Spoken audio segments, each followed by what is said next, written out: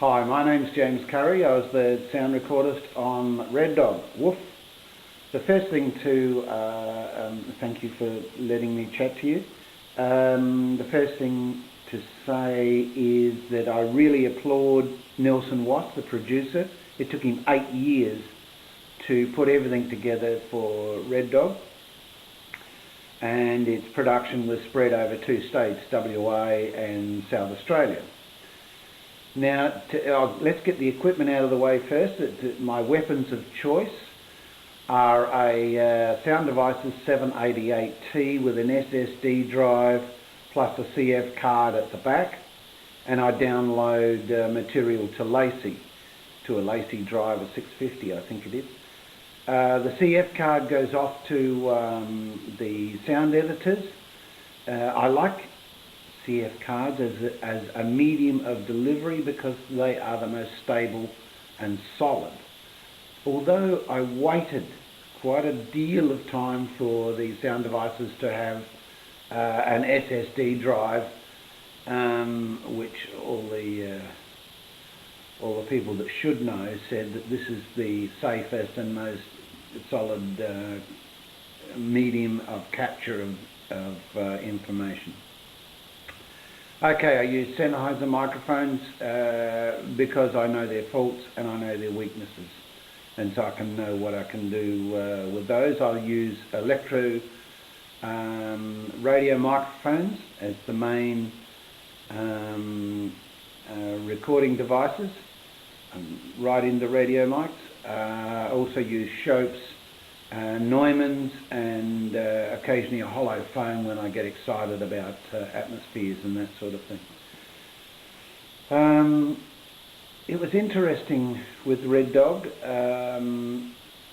Before the pre-production, the first assistant director popped up and said, look, we would like you to come and have a look at this particular location.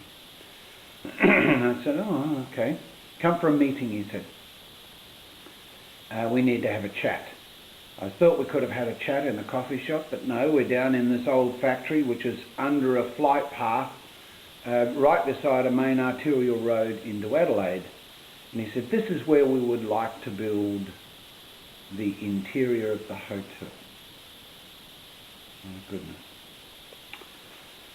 Okay, yes, we went through all the bibs and bobs. There's plenty of room for trucks to park, there's plenty of room for the catering, there's excellent facilities for the set construction people. So as we were discussing this, I felt it was very nice of the production to at least to consult me. However, I believed it was a done deal anyway. But look, it was nice of them to do that. Of course I agreed and said yes, and he said, that's very good. He said, I've heard you're very good with dialogue in difficult situations, a la 10 Canoes and all that sort of thing. And I said, yes, thank you very much, it's very kind. Those sorts of things happen to you, and you know that you've just got to produce your best in a very difficult situation. We waited for planes, the traffic was a problem at times, but there you go. I guess William will tell you about that. So one of the other locations was at Lower Light, which is about an hour from Adelaide. This is where the caravan business was photographed. And this is where the dog and the cat fight took place. This cat was as big as a jaguar. It was a huge fellow. I think it was a boy. And Red Dog, of course. So while we're off shooting the caravan and the interiors of the caravan and the general surrounds of that business, a second unit was devised to photograph the dog and cat fight with a lot of CGI business thrown in. So I suggested that they have a second sound recordist to gather material They adopted this idea, incidentally, to gather material for the post-production people so that they would have a small catalogue of dog and cat sounds and weren't left high and dry to go and find all these sounds. Because we certainly weren't getting a lot of cat sounds from the main unit shoot. And also asked them to send the young man, which is Tom Hoytzenroder, whom I work with in post, to go out and record some atmospheres of the swamp area that was right next door to us, which according to Currie spenders was exactly the same as the area in WA that we were going to outside of Dampier. I'll just check my notes to see where I'm up to. Yes.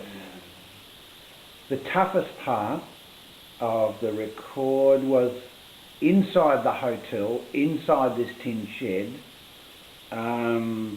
with 30 or 40 people screaming their lungs out, singing the songs, all the broken harmonics from all the tin roof and what else. I mean, at ground level it looked like an old style hotel.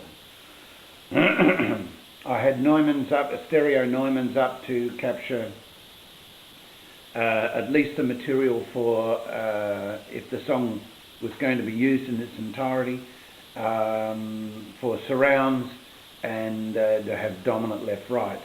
They also asked for individual singers within this group of 40 screaming their lungs out people, our stars, to be radio mic'd so that they could hear their part of the song as well. That was a challenge, I can tell you. In WA, the one sound symbol that struck me, there were two. One was the trains. So I made a big effort to, on a couple of Sundays that we had off, was to capture trains so that William would have something to weave throughout the film. We did photograph some trains, but there are a lot of fantastic shunting and track work by trains, because the whole thing is based on trains from Mount Tom Price, which is 200 kilometres from Dampier. So all the trains going backwards and forwards continuously. The other symbol that I felt strongly about was the wind that was out in that Pilbara area. Just to not to bore you completely with this thing, that the last thing I'll tell you about is Currie Extenders. Currie and I have got a back history of two other films, Lucky Country and Boxing Day, and so we knew each other pretty well, which was an advantage going into a film as complex as this, because we knew that to do a film with a dog, or more than one dog. There were 5 dogs. We would have to be on our toes. Now, Currie on the last day said, mate, if this film doesn't go, it's back to selling cars. I said, oh, I guess so. So we parted ways, but then when the film had made $8 million, I sent him a little email saying, looks like the second-hand cars are out the window now, and we exchanged emails, and then I said, look, I've got a great idea for you, Currie. How about we open a car yard on Parramatta Road called Red Dog Car Sales, and if someone comes in and buys 2 cars, we'll give them a Red Dog free. I think that's about all I can really say, apart from it was wonderful that the film has made an extraordinary amount of money, and Good luck, Nelson Wass, with his next one, and thanks, Currie.